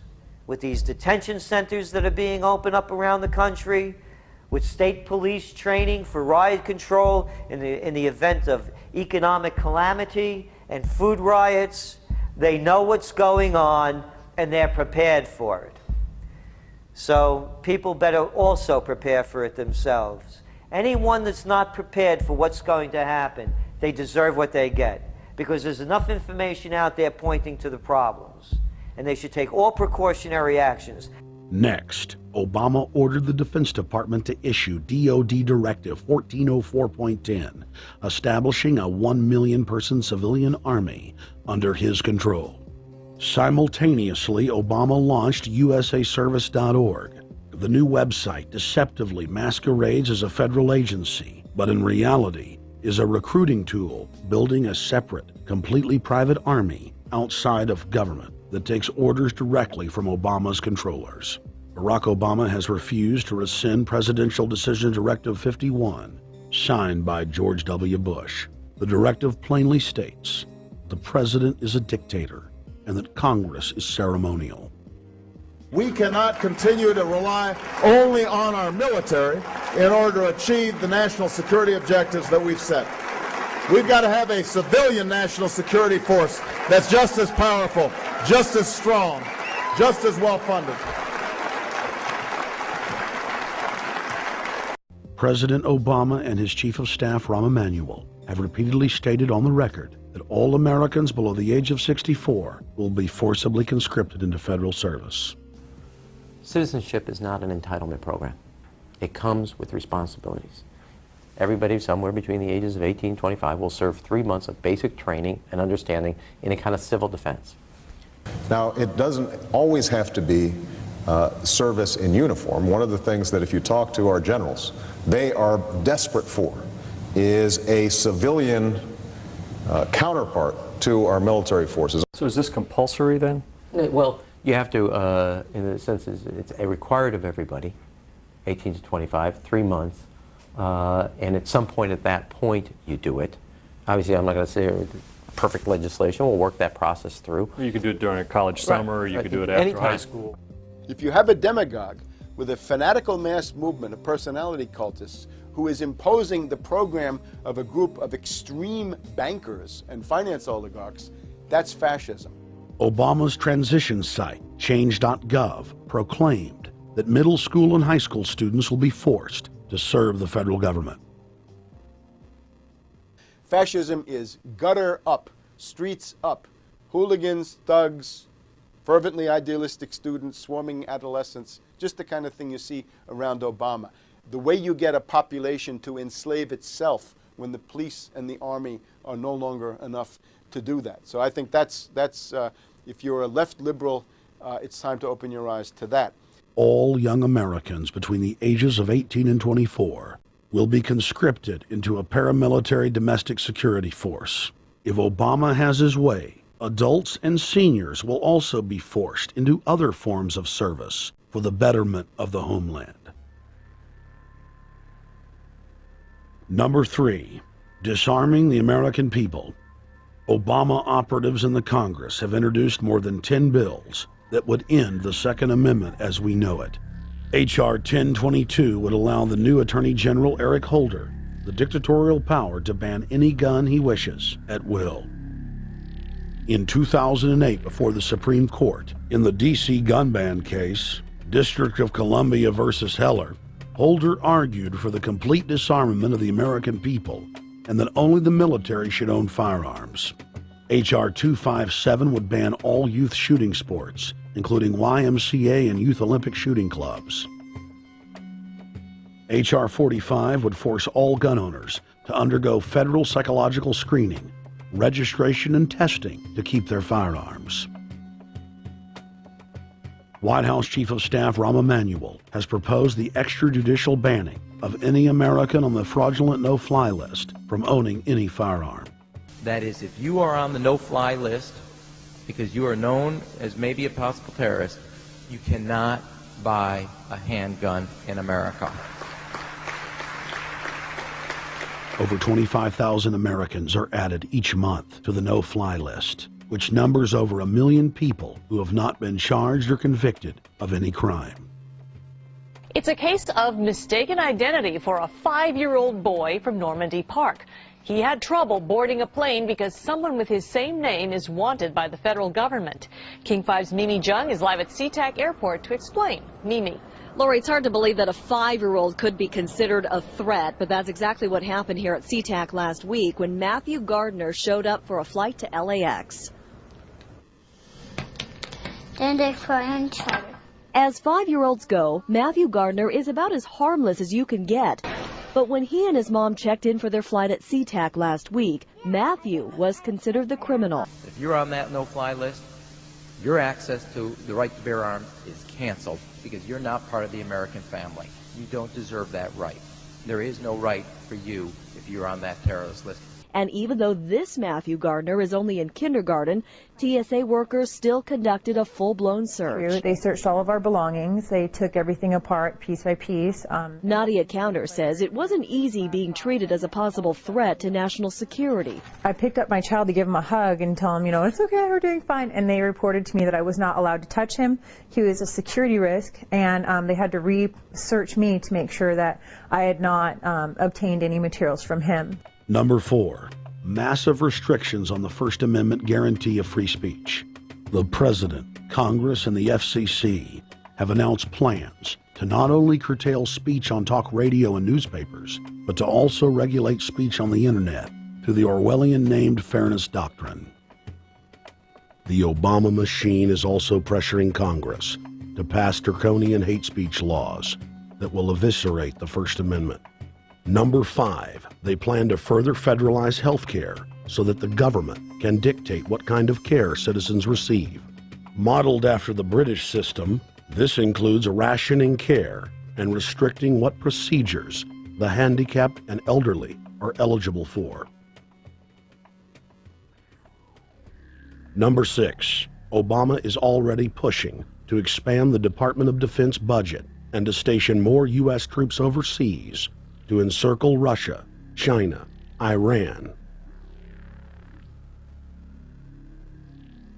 as well as setting up bases in Africa under the pretext of humanitarian aid, and dominate and occupy Africa through AFRICOM. So we're taking your phone call, seeing what you think of Barack H. Obama. Is he a Judas goat? Is he a front man? Is he a betrayer? Let's go to Anthony in Georgia. Anthony, what's your take on Barack Obama? They put the face of Barack Obama as part of their public relations because it's like the old folk tales about vampires. A vampire cannot force his way into somebody's house. It's against some kind of metaphysical law.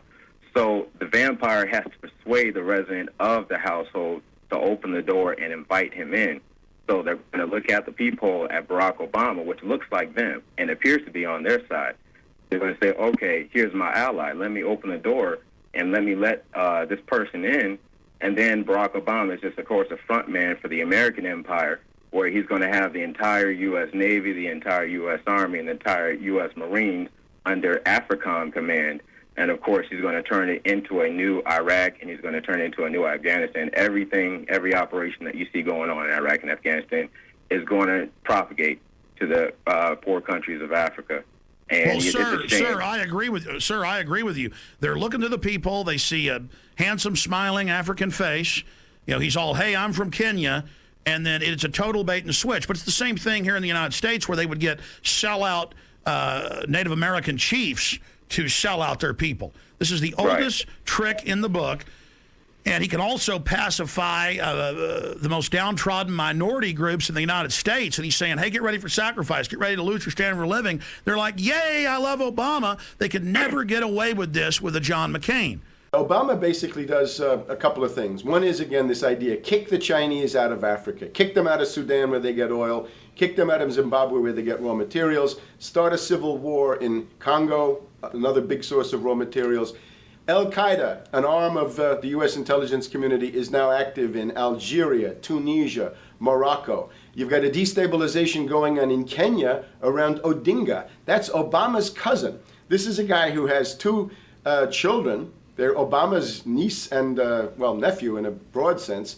And one of them is named Raul, and the other one is named Winnie, after Winnie Mandela, who did the necklacing and political assassinations in South Africa. So this Odinga is essentially a CIA destabilizing operation in Kenya, and he's got a Odinga Islamic Alliance to crush the Christians in Kenya, but this also reaches into Ethiopia, it reaches into Uganda, Congo, Tanzania, and a whole bunch of other countries in that region. So all of Africa is a battlefield in flames between the U.S. and the Chinese, with Obama leading the charge to kick the Chinese out for geopolitical reasons. Number 7, radically expand federal control over family farms and ranches through the Animal ID and Premises ID system.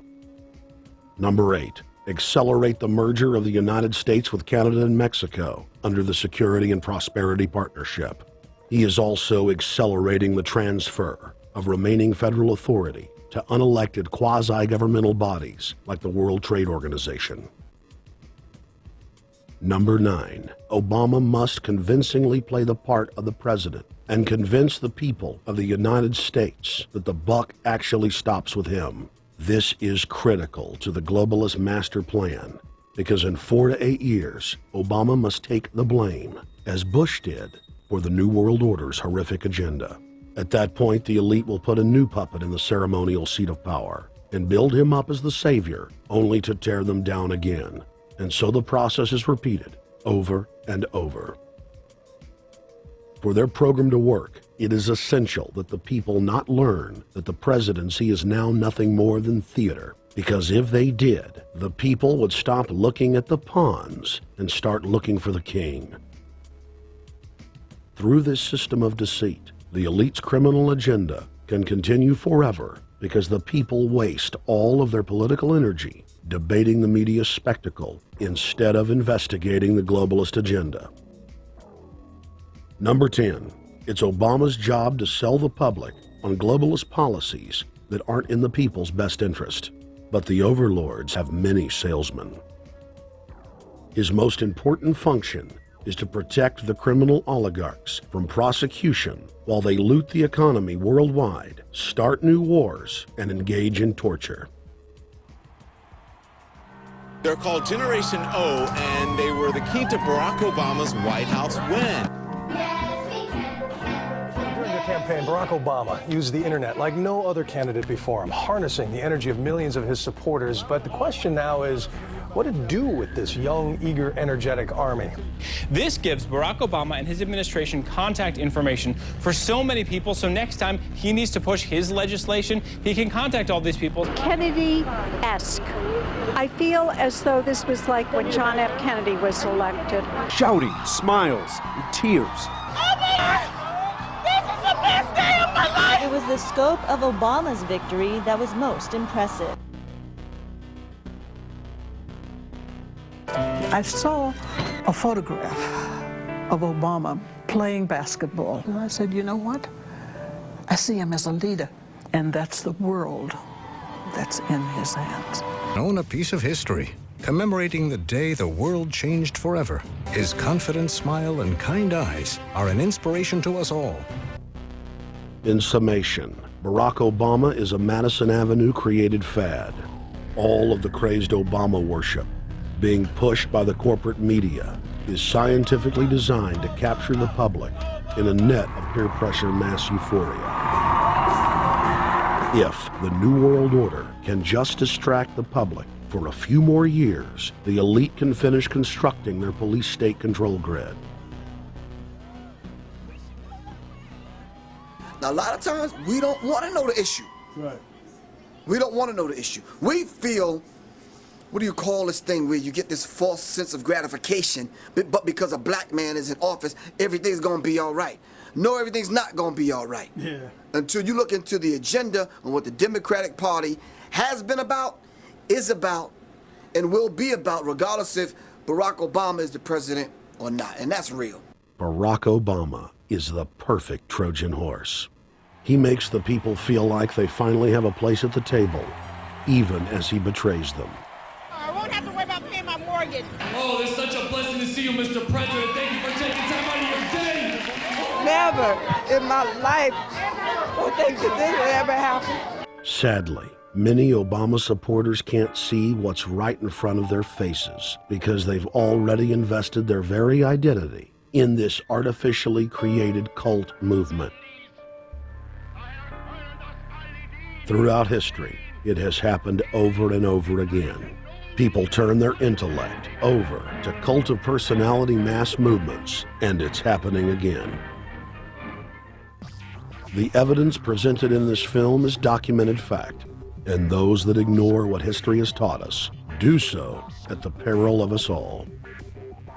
As frightening as the information in this film is, there are many things we can do to stop the globalist agenda dead in its tracks.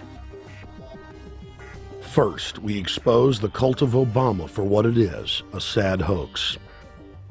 Next, realize that we are all being propagandized 24/7.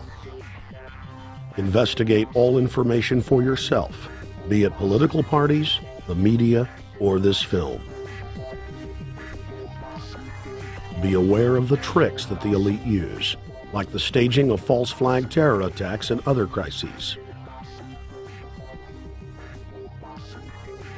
Rediscover the Constitution and Bill of Rights. Promote a culture of true liberty. There is a reason the internationalists are attempting to destroy the sovereignty of all 50 states. They know it is one of the biggest threats to their domination. The federal government has been completely hijacked by foreign interest, and more than 25 states have recognized this fact and are moving to block the New World Order at the state level by declaring their 10th Amendment powers. But most important of all, there is a huge awakening taking place in the United States and across the world against the globalist agenda. Free people everywhere are joining together and saying no to corruption and tyranny and no to world government. This is the center of endurance, and endurance is what wins wars. Not how many people you kill, but how long can you endure. George Washington lost almost every battle he had, but he endured. He out-endured the British, and that's how the battle was won, endurance.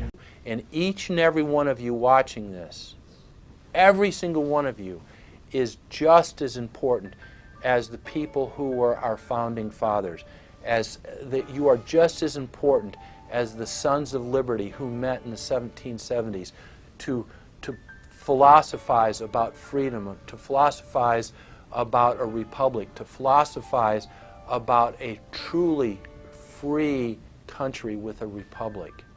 There's 1 billion people on the planet. It only takes one to change it. Are you the one? There may be everybody in your classroom bugging out. Your whole school may be on fire with kids wild and bringing guns in. But are you the one? Nature has a way of abundance. Nature puts out a lot of stuff looking for the one.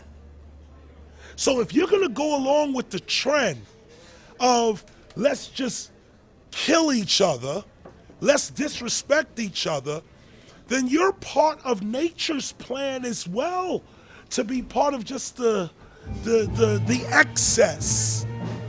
But if you think more of yourself than just being the excess, you'll do more for yourself. Are you the one? Everybody's not gonna make it, but you have an opportunity to save yourself. Well, we don't have to look back thousands or even hundreds of years to see how dangerous this present day situation is. We can look back to Bolshevik Russia. We can see the takeover by the Bolsheviks talking about the people's revolution, talking about the positive change. And Lenin came in and then Stalin. The fact is that over 40 million Russians between 1925 and 1940, good Russians, people who were Christians, people who had their own businesses, people who were educated, they were exterminated because they had their own business, because they were educated, because they believed in God's law. We can look over at Germany. Germany was in a very, very terrible economic situation, and this very charismatic leader called Adolf Hitler comes in. He makes the roads good, and he promises a better life for the people. And within 10 years, you see a completely nationalized, centralized, dictatorial situation where millions and millions of people were exterminated. And then we can go to Maoist China. Mao came in, he promised change, he promised a better life, and within 5 years, 60 million Chinese were exterminated. They don't teach that. They don't teach that in the schools these days, and it wasn't that long ago. And I pray to God that this will not happen in the United States. And the way it won't happen is if you and your friends and all of us together take action to say no. This country is too precious. It's too wonderful. It's too good of a place to lay down as a victim. Greatness could arise once we break the shackles of the government that's holding us back. One thing America has more than any other country is an entrepreneurial spirit. One thing we have more than any other country is the ability to be innovators.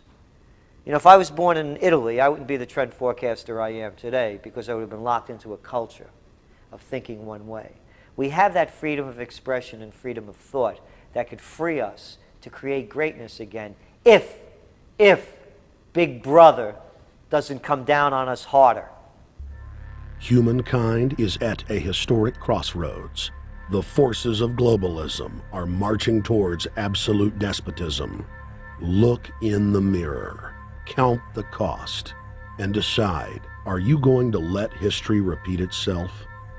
Or will you stand tall with freedom lovers everywhere and stop the completion of a world dictatorship?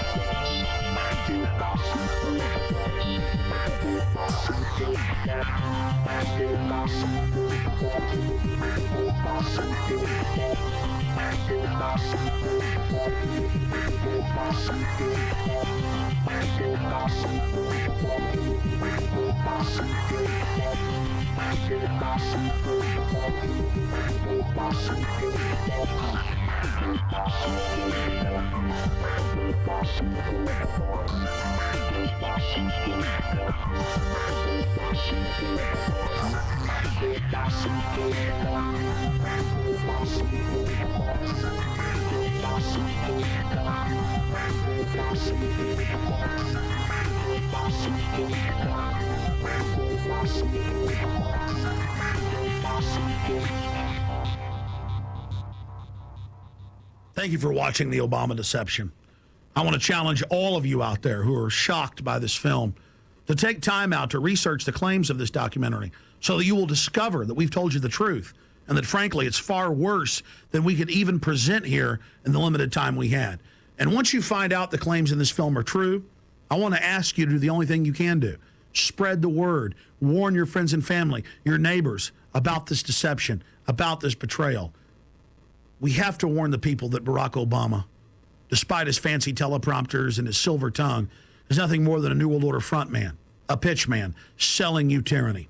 Please get the high-quality DVD at Infowars.com. Make copies of it. Get it out to people. Wake them up. Let them know the threat. Let them know what the New World Order and the global banking system is doing. Download high-quality copies at prisonplanet.tv. Whatever you do, get the truth out to the people.